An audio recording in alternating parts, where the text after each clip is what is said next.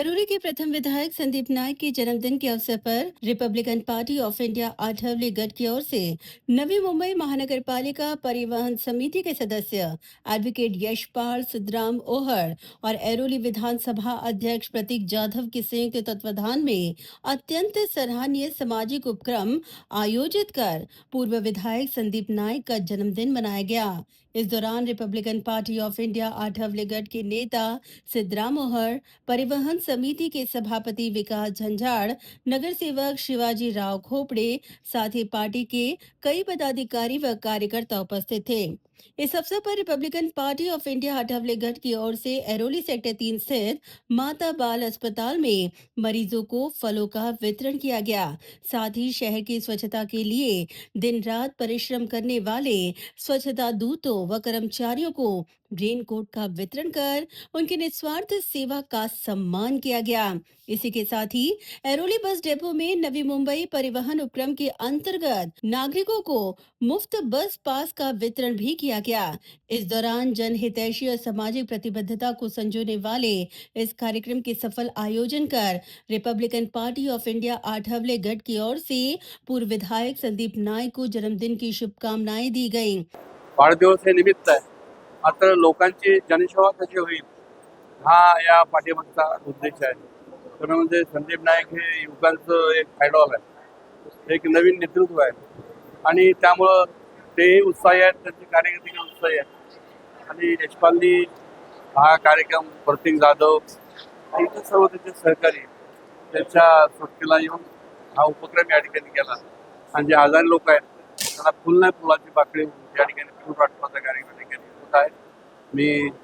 Republican party of इंडियाच्या वतीनं संदीप नाईक यांना लाख लाख शुभेच्छा देतो आणि त्यांचं उर्वरित आयुष्य भरभराटी जावं अशी तथागतांच्याकडे मी याचना करतो। आज ऐरोली विधानसभेचे प्रथम आमदार आदरणीय संदीपजी नाईक साहेब यांचा वाढदिवस आहे आणि हा वाढदिवस गेल्या आठवड्याभरापासून आपण पाहत असाल नवी मुंबईमध्ये वेगवेगळ्या स्तरावर सामाजिक उपक्रम राबवताना सगळीकडे दिसत आहे। याचं कारणच असं आहे की संदीप नाईक साहेबांचं काम या नवी मुंबईमध्ये एक आगळ्या वेगळ्या प्रकारचं आहे। समाजहित जपण्याचं काम त्यांनी सातत्याने केलेलं आहे आणि त्यांनी आवाहन केलं होतं नवी मुंबईकरांना की माझा वाढदिवसाच्या निमित्ताने फुले हार न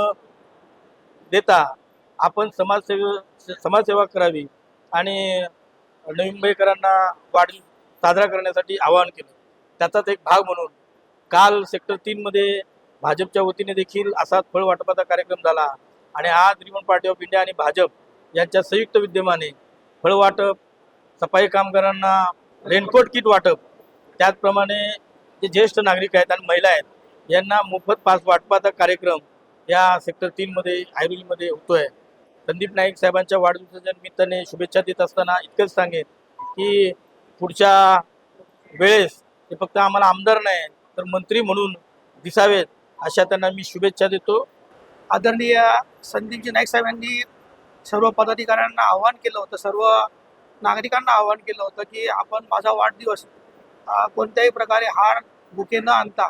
आपण सामाजिक उपक्रम राबवून त्या ठिकाणी माझा वाढदिवस साजरा करावा आणि त्यांच्या या आव्हानाला सकारात्मक प्रतिसाद देत आम्ही या सर्व जे पदाधिकारी आहोत, किंबहुना नवी मुंबई शहरातले जे सर्व पदाधिकारी आहेत, गेल्या 8 दिवसापासून आत्ताच सांगितलं साहेबांनी की बाबा 8 दिवसापासून विविध सामाजिक उपक्रम त्या ठिकाणी राबवत आहेत आणि त्याचाच एक भाग म्हणून खरोखर एक चांगला स्तुत्य असा हा उपक्रम आहे। मी आदरणीय साहेबांना खरोखर धन्यवाद देतो की आपण एक चांगला उपक्रम राबवत आहात आणि भविष्यामध्ये देखील आपण अशीच सर्व चांगली कामं करावीत अशी सदिच्छा व्यक्त करतो आणि त्याचाच एक भाग म्हणून काल भारतीय जनता पार्टीच्या वतीने आमचे हिरामण राठोड यांनी या ठिकाणी फळ वाटप हा कार्यक्रम आयोजित केला होता आणि आज रिपब्लिकन पार्टी ऑफ इंडिया आणि भारतीय जनता पार्टी यांच्या वतीने आमचे रिपाईचे नेते आदरणीय सिद्धरामजी गोवा साहेब आणि परिवहन समिती सदस्य यशपालजी गोवा साहेब यांच्या वतीने आज फळ वाटप, त्याचबरोबर